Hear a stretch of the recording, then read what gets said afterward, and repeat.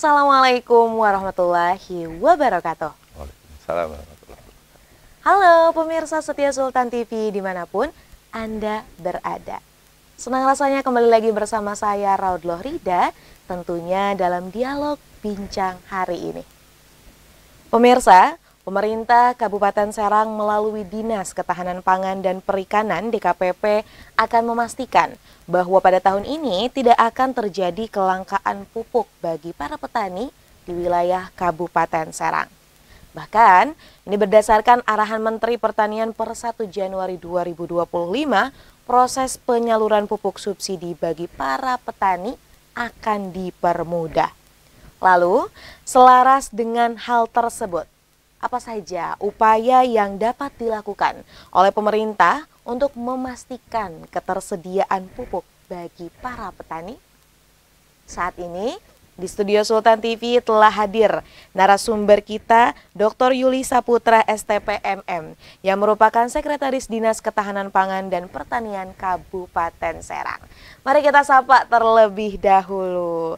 Assalamualaikum Bapak. Waalaikumsalam warahmatullahi wabarakatuh, Mbak Rida. Apa kabar nih Pak? Alhamdulillah baik, Mbak Rida. Alhamdulillah, terima kasih Bapak ya. Ini hari ini Bapak sudah berkenan meluangkan waktunya datang ke Sultan TV. Ini kali pertama ya Pak? Benar, ini kali pertama saya ke Sultan TV gitu. Senang rasanya dan semoga ini kita juga bisa berlanjut ya Pak ya. Ya, dan mudah-mudahan. hari ini nih Pak ya, kita akan berbincang soal ketersediaan pupuk di Kabupaten Serang.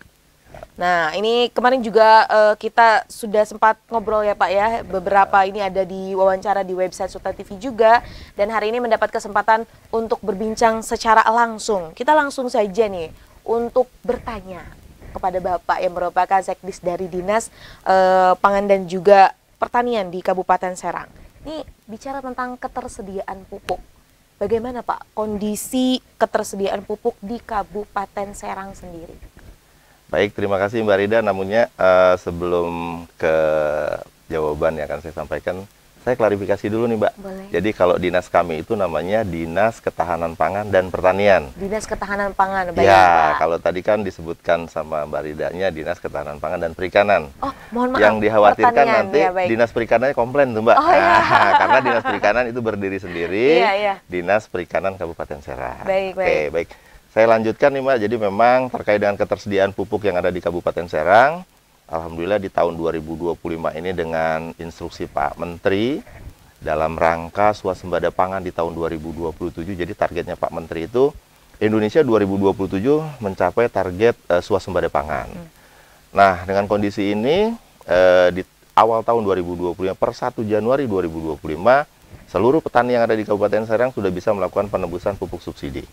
Kuotanya kalau untuk Kabupaten Serang itu kita di 2025 ini ada 19.000 ton urea dan ada 14.000 ton NPK. Oke. Nah, itu untuk 1 tahun. 1 tahun untuk tahun 2025. Biasanya teman-teman petani ini melakukan proses penebusannya itu bisa 2 kali atau 3 kali masa tanam selama 2025. Artinya di tahun 2025 ini kami menjamin ketersediaan pupuk untuk Kabupaten Serang cukup. Oke, ini cukup ya Pak ya? Cukup. Kalau untuk nanti jangka waktu 1 tahun ya Kabupaten Serang ini benar-benar sudah siap untuk menyediakan ketersediaan pupuk bagi para petani, khususnya di Kabupaten Serang. Ya. Kemudian adakah strategi lain Pak? Ya ini juga untuk memastikan bahwa meskipun tadi Bapak menyatakan bahwa cukup ya kita tidak pernah tahu bagaimana mungkin ke depannya. Namun ini strategi apa yang memang sudah disiapkan juga oleh pemerintah kabupaten untuk memastikan dengan benar-benar ini pasokan pupuk tersebut cukup. Baik, terima kasih Mbak Rida. Jadi ini memang kenapa saya sampaikan bahwa ini adalah cukup. Penyusunan untuk penebusan pupuk subsidi itu dasarnya awalnya kita adalah penyusunan rencana definitif kebutuhan kelompok. Di mana pada saat penyusunan RDKK itu semua teman-teman petani kita kumpulkan di masing-masing wilayah mereka untuk melakukan penyusunan rencana, kalau kita bilangnya rencana kerja. Selama 1 tahun, saya ambil contoh, satu petani akan melakukan pertanaman berapa kali tanam, misalnya dia mau tanam padi untuk 2 kali tanam. Nah, di situ posisinya teman-teman petani sudah menghitung kebutuhan pupuk dia per hektar berapa untuk 1 kali tanam, kemudian dia dalam 1 tahun akan melakukan berapa kali tanam, itu di total baru dimasukkan ke dalam RDKK, Rencana Definitif Kebutuhan Kelompok. Walaupun di dalam RDKK itu tidak hanya pupuk, tapi kita pada saat ini bincang-bincangnya terkait dengan konsentrasinya ke pupuk. Nah, disitulah kami menjamin bahwa semua petani itu yang sudah terekam di RDKK itu akan mendapatkan pupuk subsidi yang sudah teman-teman petani susun. RDKK ini disusun di T-1. Artinya kalau kebutuhan pupuknya di tahun 2025, penyusunan RDKK-nya itu di tahun 2024. Nah, itu strateginya, salah satu strateginya. Kemudian, biasa di pertengahan tahun terjadi perubahan terkait dengan rencana tanam. Misalnya, si petani tadi merencanakan 2 kali tanam. Tapi pada saat di periode ketiga, karena biasanya kalau dia tanaman satu musim, padi, jagung, kedelai, itu kan umurnya hanya 3 bulan. Kalau 1 tahun berarti bisa 4 kali tanam. Tergantung dari kondisi alam. Misalnya pengairannya seperti apa, kemudian di sana ada irigasi atau tidaknya. Nah, ini kondisinya yang ada kemungkinan di tengah-tengah perjalanan terjadi perubahan. Strategi pemerintah dalam hal ini Kabupaten Serang, di tengah-tengah kita juga akan melakukan proses revisi RDKK. Nah, ini di 2025 Pak Menteri Pertanian juga memberikan peluang itu ketika teman-teman yang memang tidak terakomodir di RDKK untuk T-1 2024, kita bisa akan perbaiki di 4 bulan ke depan. Artinya nanti di bulan Mei itu masih ada penginputan terkait RDKK. Baik itu penambahan untuk luas tanam, ataupun teman-teman petani yang belum terinput di 2024. Nah, itu strateginya untuk Kabupaten Serang. Baik, nah tadi sebenarnya mau bertanya soal bagaimana dengan para petani yang memang belum, ibaratnya mungkin belum terdapat belum terinput gitu. Siap. Tadi Bapak langsung sudah menjawab bahwa ini nanti 4 bulan sekali nanti juga akan direvisi lagi ya Pak? Betul, Mbak.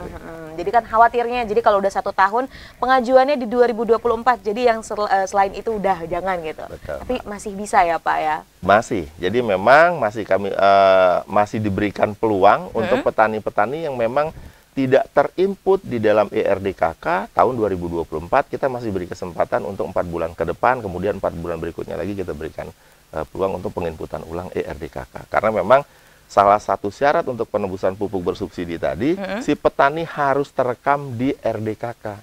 Nah, iya benar Mbak, di Rencana Definitif Kebutuhan Kelompok. RDKK ini adanya di mana? Adanya di kios tempat penebusan para petani tadi.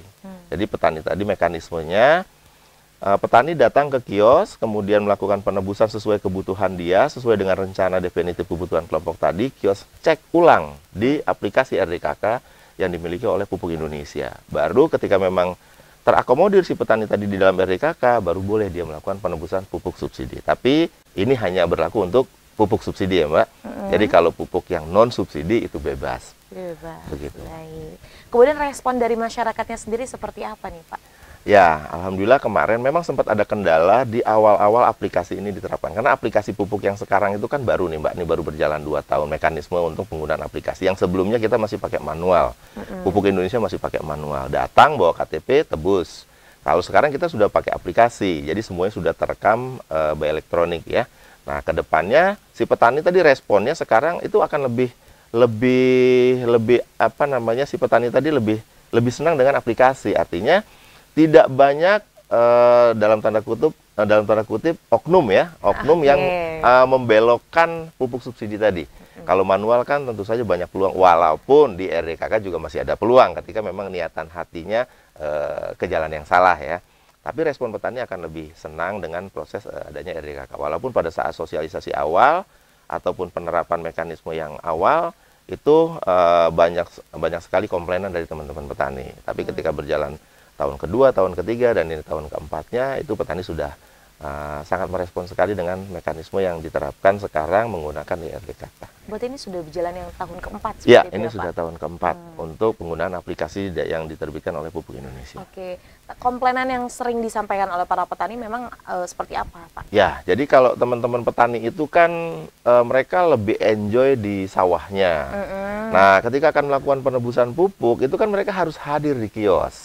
Nah, sebelumnya itu teman-teman petani kan hanya titip Mbak. Jadi titip nih ke seseorang, misalnya ke ketua kelompoknya atau sekretarisnya atau bendaharanya, hanya titip uang sama titip berkas. Nah, kalau sekarang enggak, mereka harus datang ke kiosnya.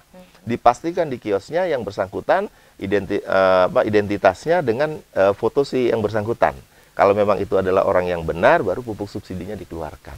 Nah, ini juga tujuannya untuk menghindari pupuk subsidi tadi tidak tepat sasaran. Betul Nah, sekali. artinya nanti takutnya Mbak Rida bukan petani, tiba-tiba nebus pupuk. Nah, ini sama Mbak Rida dikeluarkan Oh, iya. ke yang bukan peruntukannya. Nah, itu tujuannya kenapa si petaninya yang harus datang langsung ke kios.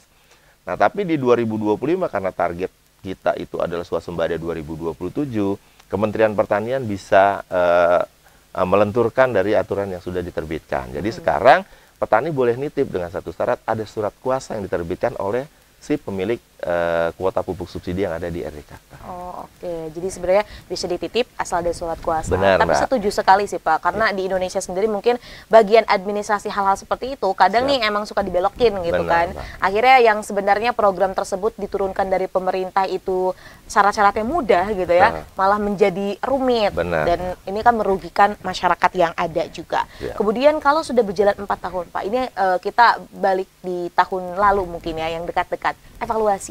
Ya. Yang memang ini juga dirasakan dan akan diperbaiki juga di tahun ini apa Pak? Ya, jadi memang kondisinya ketika kita menerapkan aplikasi terkait dengan, ataupun bukan aplikasi lah, hal-hal yang baru, ini tentu saja ada permasalahan. Nah, kemarin evaluasi di 2023, memang yang pertama, banyak petani kami ini yang enggan merekam di RDKK. Jadi, T-1 pada saat kami, teman-teman penyuluh kami melakukan pendataan terkait dengan rencana kebutuhan kelompok tani tadi, terutama di pupuk, ini banyak petani ataupun banyak anggota petani yang tidak memberikan informasi kepada teman-teman penyuluh pertanian, sehingga tidak bisa diinput. Pada pelaksanaannya di tahun berjalan, dia menuntut akan kebutuhan pupuk subsidinya. Nah, ini hal ini yang memang, padahal kami sudah sering sosialisasi, Dinas Ketahanan Pangan dan Pertanian sosialisasi selalu, ayo nih sudah mau mendekati akhir tahun. Bapak dan Ibu para petani yang akan merencanakan tanam tahun 2025 segera nih memunculkan, atau kita rapat bareng, ngobrol bareng, kita susun nih rencana kebutuhannya. Nah, ini banyak yang enggan gitu kan ya. Mungkin kita harus paham juga bahwa para petani kita ini lebih mementingkan mereka di sawah dibanding harus banyak-banyak berkumpul kan begitu. Itu benar juga, kami juga tidak menyalahkan. Akhirnya kami berstrategi juga, kami yang jemput bola ke lokasi persawahan mereka. Nah, ini yang sedang kita lakukan. Oke lah kalau mereka tidak sempat datang berkumpul di satu tempat untuk menyusun RDKK, kita yang mendatangi para petani. Nah, harapan ke depan nih, dengan adanya permasalahan ini, kami berharap semua para petani yang ada di Kabupaten Serang khususnya, ya kita harus sama-sama menyusun rencana kebutuhannya. Nanti baru kita verifikasi, melihat lokasi lahannya, apakah memadai untuk tanam 2 kali, tanam 3 kali, sehingga di tahun berjalan itu tidak muncul kesulitan lagi ketika petani tadi akan menebus pupuk subsidinya. Karena yang dikhawatirkan, dia tidak menyusun RDKK, pada saat tahun berjalan dia menuntut, mana pupuk saya nih, mana pupuk subsidi. Nah, itu yang kemarin kita temui di lapangan. Selain memang ada beberapa hal permasalahan yang memang terkait dengan kios ya. Nah, ini mungkin kami sedang evaluasi terkait dengan ketersediaan yang ada di kios. Misalnya kios A memiliki kuota 1000 ton. Tapi pada saat petani datang, itu pupuk belum ada, belum ready. Padahal petani sudah menyisihkan waktunya, mengorbankan waktunya datang ke kios. Ternyata sampai di kios, pupuknya nggak ada, balik lagi. Belum dari sisi transportasinya, belum dari sisi waktu dia yang sudah dirugikan datang ke kios. Kan tidak semua petani rumahnya dekat dengan kios, Mbak. Karena satu kecamatan itu 1-2 kios. Nah, ini yang nanti bahan evaluasi kami, kalau terkait dengan kios, itu mekanismenya ada di Disperindakop. Nah, kami bersama-sama dengan Disperindakop untuk melakukan evaluasi terkait dengan ketersediaan pupuk di kiosnya. Kalau bicara pupuk langka, sebenarnya tidak pernah langka. Karena kalau kita lihat serapan yang sudah berjalan di tahun-tahun sebelumnya, Kabupaten Serang itu dari kuota yang ada terserapnya di angka 65 sampai dengan 70% dari kuota. Artinya pupuk itu terlalu tersedia gitu. Nah, ini apa nih sebenarnya yang menyebabkan kok di masyarakat terkadang bilang pupuk langka gitu kan. Ternyata proses distribusinya nih, salah satunya ya, saya tidak vonis semua, tapi salah satunya adalah proses pendistribusian, baik dari distributornya ataupun dari kios-kios pupuknya. Nah, ini yang sekarang kita sudah mulai coba benahi sedikit demi sedikit. Mudah-mudahan di 2025 ini sudah tidak ditemukan lagi kelangkaan pupuk. Kelangkaan pupuk ini dalam tanda kutip bukan tidak tersedianya pupuk tersedia, tapi mekanisme. Mekanisme distribusi yang tadi kadang ini juga menjadi salah satu hambatan ya Pak ya. Nah, Ini berbicara tadi tentang Bapak juga menyatakan bahwa kan para petani juga sudah meluangkan waktu ya Pak ya, dan ada kios-kios yang ada gitu, harusnya juga bisa maksimal. Dan ini berbicara tentang distribusi, pasti juga ada kerjasama dengan pihak-pihak lain.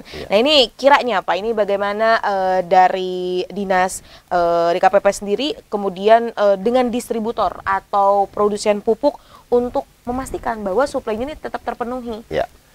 Ya benar Mbak, jadi kami selalu melakukan evaluasi. Sekarang nih kita terapkan di 2023, 2024 dan rencana 2025 kita selalu evaluasi per bulan. Jadi kami itu ada yang namanya rekon sama teman-teman kios dan distributor. Supaya apa? Kami akan menjamin petani kami bahwa pupuk di bulan berikutnya, bulan yang akan jalan, itu ada di kios. Makanya kita akan melakukan rekon setiap bulan. Jadi teman-teman kios nanti kita datangkan, kemudian teman-teman petani atau perwakilan kelompok taninya datang juga. Ini kebutuhan Februari misalnya, kebutuhan Februari berapa pupuk kamu di kios A? Nah kami tanya juga di kios A, kita hadapkan. Kios A, ini permintaannya dari total sekian kelompok, membutuhkan sekian ton. Ada nggak? Ada Pak, barangnya ada. Oke kita lihat, cek dokumennya. Kami juga menginstruksikan kepada semua teman-teman penyuluh untuk sesekali datang ke kios, memastikan bahwa pupuknya itu tersedia. Jadi jangan hanya ngomongnya nanti si kios bilang, oh ada pupuknya, ternyata dicek lapangan pupuknya nggak ada. Tapi sekarang alhamdulillah semuanya sudah mulai membaik Mbak. Ketersediaan pupuk di kiosnya sudah selalu ready di bulan berjalan dan 1 bulan ke depan. Walaupun kita tahu kondisi kios itu tidak bisa menampung untuk 1 tahun. Mereka juga kan gudangnya terbatas kalau kios, kecuali distributor ataupun pupuk Indonesianya, itu gudangnya selalu besar. Makanya kami juga, kita harus sama-sama paham. Petani harus paham itu, dinas harus paham itu, kios pun harus paham dengan kondisi para petani. Makanya kita selalu rekon setiap bulan untuk memastikan ketersediaan pupuk petani tadi bisa dijamin barangnya ada. Nah kemudian Pak, ini kan programnya ada, kemudian juga ini didistribusi juga sudah dengan baik, kemudian kan ini digunakan. Namun kita juga tidak bisa menampik ya Pak, bahwa mungkin ada beberapa oknum yang malah itu menggunakannya tidak pada berarti tidak pada tempatnya seperti itu. Nah ini lalu dari dinas DKPP sendiri bagaimana melakukan pengawasan terhadap hal tersebut? Ya, kalau di 2-3 tahun ke belakang memang seperti itu Mbak, karena kondisinya terkadang para petani tadi sudah menyusun RDKK, tapi mereka tidak melakukan proses budidayanya. Pupuknya ditebus, tapi tidak diaplikasikan di tanamannya.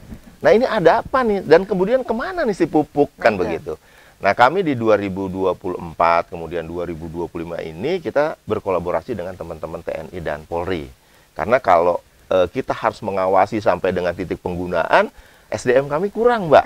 Nah sekarang tuh kebutuhan penyuluh yang standarnya 1 desa 1. Tapi di Kabupaten Serang, sumber daya manusianya 1 penyuluh menangani 3 desa. 3 desa ya? Benar Mbak, yang harusnya dia 1 desa gitu kan, ini sekarang 3 desa. Nah, karena kekurangan SDM, alhamdulillah dengan instruksinya Pak Presiden, Pak Menteri sudah MOU dengan Pak Kapolri dan Panglima, itu teman-teman di Babinsa di bawah dengan Babin Kamtipmas sama-sama melakukan proses pengawasan terhadap penggunaan pupuk subsidi. Artinya Babin Kamtipmas dan Babinsa ini setiap desa sudah ada 1 Mbak. Nah itu mereka ikut mengawasi. Apalagi 2025 dengan target swasembada pangan 2027, sekarang teman-teman TNI dan Polri turun ke pertanian untuk kedaulatan pangan NKRI. Nah artinya itu salah satu strategi. Alhamdulillah kami sekarang sudah bisa berkolaborasi dengan TNI dan Polri. Kita sama-sama mengawasi.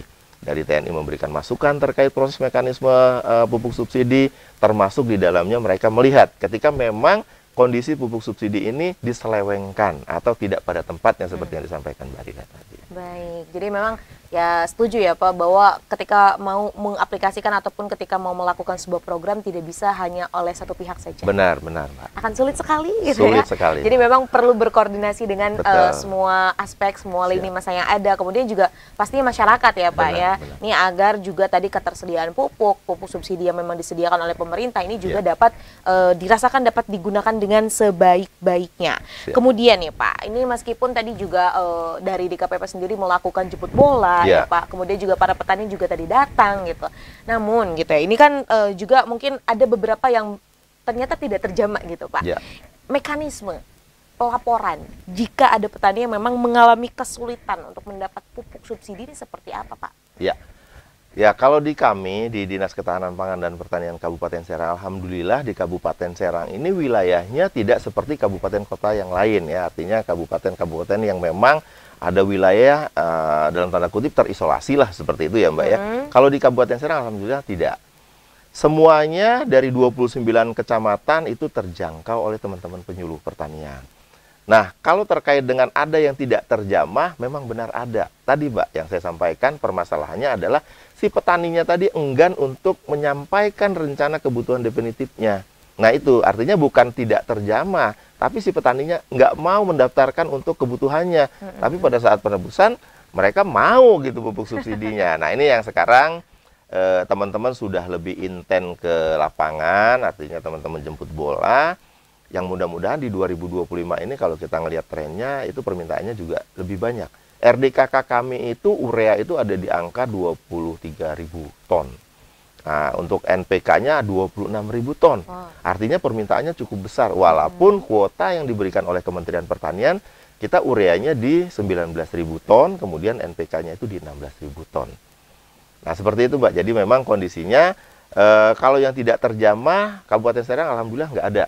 Tapi tadi keinginan petaninya untuk menyampaikan kebutuhannya. Nah, ini yang harus kita genjot sama teman-teman penyuluh PNS kami, P3K kami, penyuluh swadaya kami dibantu dengan TNI dan Polri. Alhamdulillah 2025 ini teman-teman mudah-mudahan bisa semuanya terjangkau oleh kami semua. Dan masih diberikan kesempatan untuk 4 bulan ke depan perbaikan ERDKK. Betul sekali. Nah, makanya ini para petani ada di Kabupaten Serang dan juga mungkin di wilayah-wilayah lainnya ya Pak. Ini kalau ada program yang amat sangat menguntungkan. Dan tentunya ini juga upayanya sangat mudah sekali gitu ya. Ya jangan menutup mata atau jangan malah nggak mau gitu ya. Ini di sini tentunya pemerintah gitu hadir untuk memberikan salah satunya pelayanan dan juga tadi pertolongan untuk memberikan yang dampak yang terbaik juga untuk pertanian di Indonesia itu sendiri. Baik Bapak, tidak terasa. Pak. Sudah 30 menit nih Pak. Sudah kita 30 menit ya. Iya, padahal betul. Masih banyak yang harus disampaikan gitu ya. Betul sekali. Memang kalau ngobrol asyik begini suka kita tidak terasa Pak waktunya. Pak. Tapi sudah dapat banyak sekali informasi yang amat sangat bermanfaat mengenai pertanian ya tentunya dan ketersediaan pupuk di Kabupaten Serang. Tapi Pak, sebelum menutup perjumpaan kita pada hari ini, boleh dikasih closing statement kepada pemirsa setia Sultan TV. Silakan Pak. Baik, terima kasih Mbak Rida, seluruh pemirsa Sultan TV.